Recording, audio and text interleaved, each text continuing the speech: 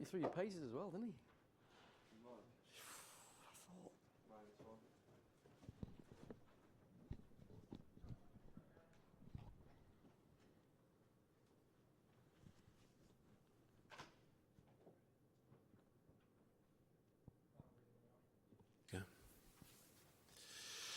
Okay, good afternoon everybody and welcome to this media conference to preview tomorrow's World Cup qualifier in Poland, joined here by Gareth Southgate and Jordan Pickford. We'll shortly start with Rob Dorset from Sky Sports News and then open it up to the floor, so please have your virtual hands raised and ready to ask questions. Rob, if you want to get us underway. Thanks, Andy. Gareth, with the issues still around coronavirus and with this international meeting coming so early in the season, I just wonder where you're sitting right now with 2 4-0 wins, 2 clean sheets. Struggling a bit. Sorry. Sorry, just a reminder, can everybody remain on mute, please? Sorry, Gareth. I was going to say, fully fit squad, no COVID issues, 2 wins, 2 clean sheets. I mean, it's been about as good as you could have wished for so far, hasn't it? Well, it's been a lot more straightforward than last September was, that's for certain. So, yeah, look, as a team, we have to recognise that we're in a good moment and team are playing well. A squad of players, any of whom are more than comfortable coming into the side and are playing well when they're coming into the team. But also those moments can be dangerous because if we get any sense of complacency, then we're going into a game where we'll be really challenged, and this is a big opportunity for us. We can really take a positive step towards the World Cup if we win in Warsaw. So it's high level of motivation, but also guarding against any feeling that we're better than we are. We're having a good run of results because we're working hard for each other. Because without the ball, we're very, very disciplined, and that sets the tone for our game. Do you think this game against Poland in Poland could be a defining one for you for this international meet? If you win it, at least 6 points clear at the top. If you lose it, it's still a lot of work to be done to qualify. Yeah, I mean, look, it's an opportunity, no more, no less. We know that to go away from home and win is not easy, not straightforward. Poland also have high motivation that to be able to top the group, they probably have to win the game. So it's a game for everybody to look forward to. You changed the entire starting 11 against Andorra. What are your thoughts on team selection for this one? Will you go back to your strongest available team? Well, you could argue over what is our strongest team, but the team that played in Hungary, obviously we were able to rest those guys after the game. But there is still huge competition for places in this group, and it's not so straightforward just to say we won that game and this team will go again and give the same level of performance. The challenge of the game in Poland will be different. The rhythm of the game can be different. The problems you get on the night can be different. So we can't just drift into the match. We've got to make sure that our levels of concentration are really high. Poland ran you close at Wembley in March. You took that late winner from Harry Maguire, and they didn't have a certain Robert Lewandowski in that game. He's back now. How much tougher are they with him in the side? Well, any team is going to miss a player of that calibre, and we know that he is one of the best finishers in European football. So we've got to prepare for what he brings to the team, but also we know that they have other strong players, and they gave us a really good game at Wembley that night, pushed us right to the end. So yes, we prepare some specifics around Lewandowski, but the whole team we've got to be ready for. No suggestion at all that what you might face in Warsaw will be any way similar to the difficulties with the crowd in Budapest. No, it is there likely isn't. to be a hostile crowd, isn't it? It's going to be a partisan crowd. So I just wonder what you say to the players in regards to that. Will you say anything to them about maybe not trying to whip up the crowd, being careful with their goal celebrations, anything like that? No, we've got to approach the game as we did the other night. We know that keeping possession of the ball can be a big factor in managing those situations, but the flow of the game will be different. We're playing a level of an opponent, I think, that is in a better moment. They've won their last 2 games, and they have some good footballers in the team who will keep the ball a little bit better than Hungary were able to on the night against us. So the detail of how we press and how we defend has got to be spot on. Jordan, if I could ask something to you, mate. You stand with your back to the home support when you go away from home all the time, and I know you've got experience of that, but I just wonder how intimidating it can be, especially with the Hungarian ultras in Budapest. How difficult is it, especially when you're not looking at the fans? Yeah, you've got to be focused. As a goalkeeper, you can hear it a lot more clear, and but like the manager said, it's about us playing our football and silencing them to be playing our football at the best. So yeah, but it is difficult, but it's something I learn and something I concentrate, not to get focused on. Give us an idea of, as a goalkeeper, how you prepare to face one of the best strikers in world football. Just work hard all week, do all my stuff with Marge and the other keepers, and just be 100% on the training pitch and lead into the game come match day. Have you looked specifically at the threat of Robin Lewandowski though, in building up to this one? Yeah, we know they're a top side, and he's a top striker, so we'll focus on certain areas of the in the goal, and ready for anything really. Gareth, last one to you, if that's okay from me. FIFA have said that they want to have a World Cup every 2 years. It won't surprise you that UEFA don't think much to that idea. What's your view, please? Well, I spoke about this at the weekend, really. I can see that the game always needs to evolve and be forward-thinking. But also there are some traditions that are very special and maybe are worth protecting.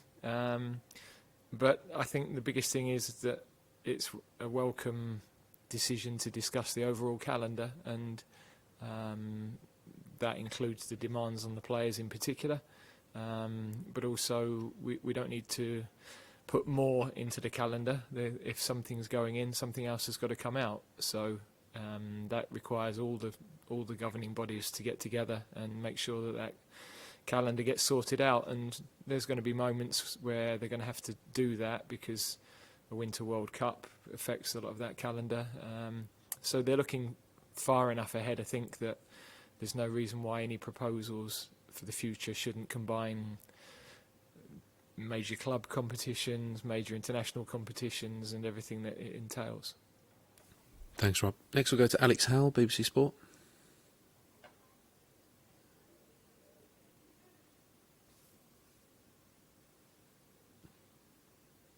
You able to mute yourself, Alex?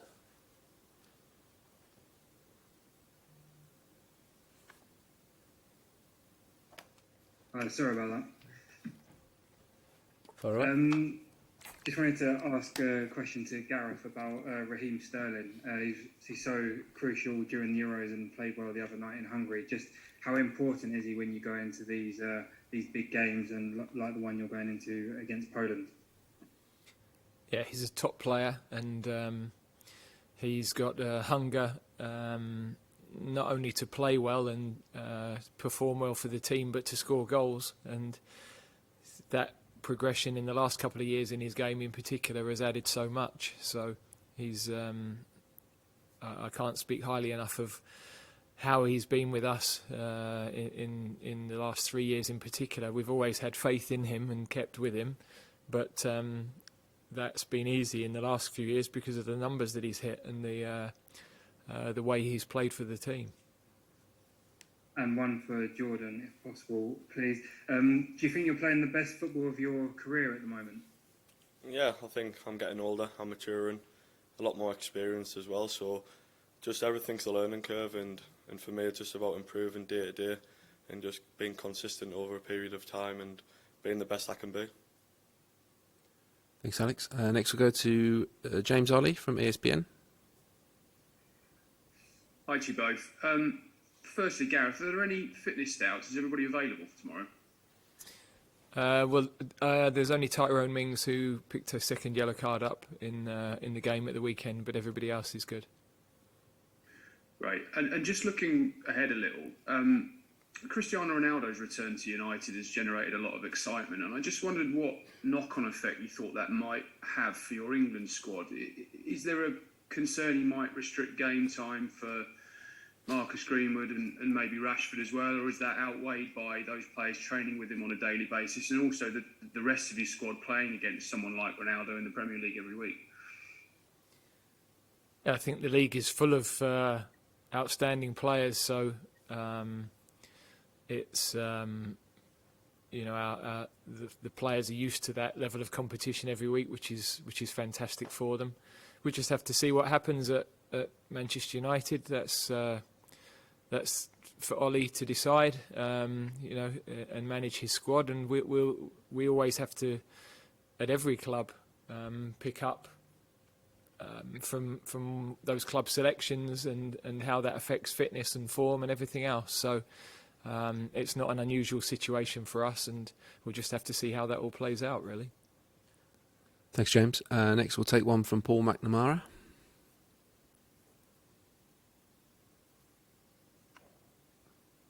Gareth, hi. Hi, Paul.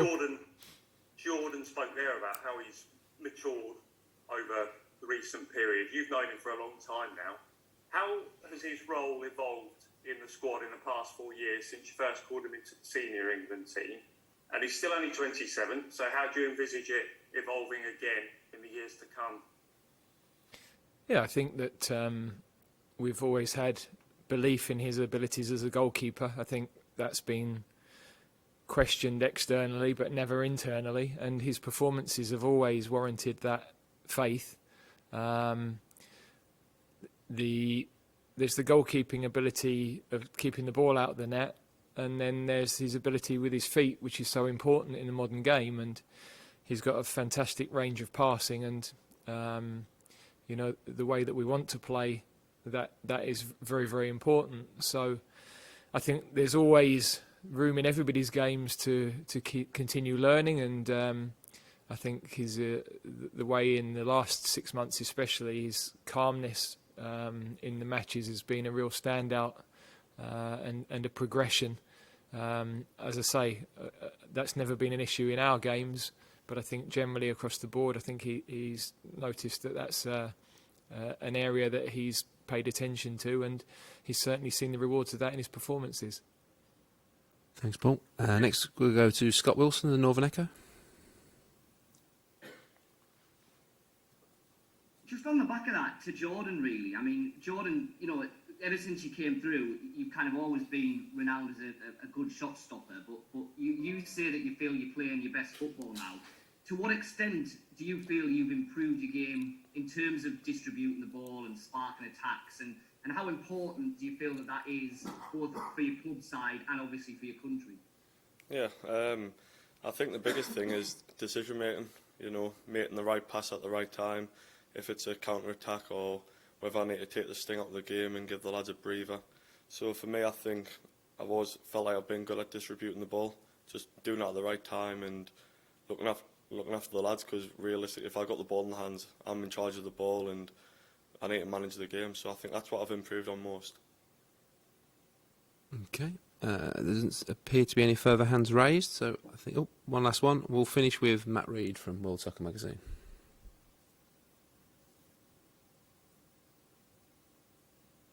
Hello. So this is kind of, this relates a little bit to a couple of things that you said following the match, Gareth.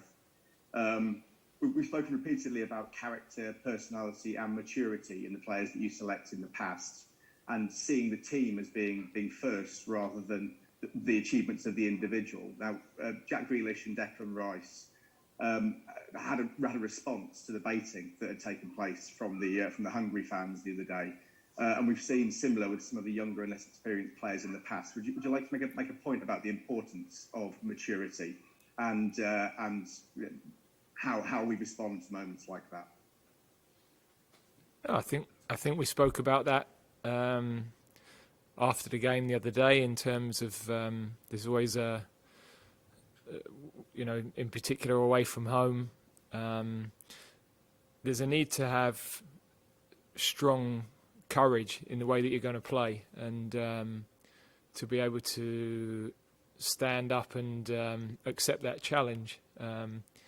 And then there's a balance of not inflaming situations that that can give the home crowd something to live off and get behind the team even more. You know, at the moment when perhaps you're in control of those situations. So that's a balance, that's experience, and you know, we haven't had games in front of crowds for so long that that's probably a dynamic that we haven't been thinking about or talking about. But our players know, you know, they know, they're aware, and I'm sure they'll manage that no problem. Okay, we'll end it there. Thanks for joining us this afternoon. Thank you. If you stay here for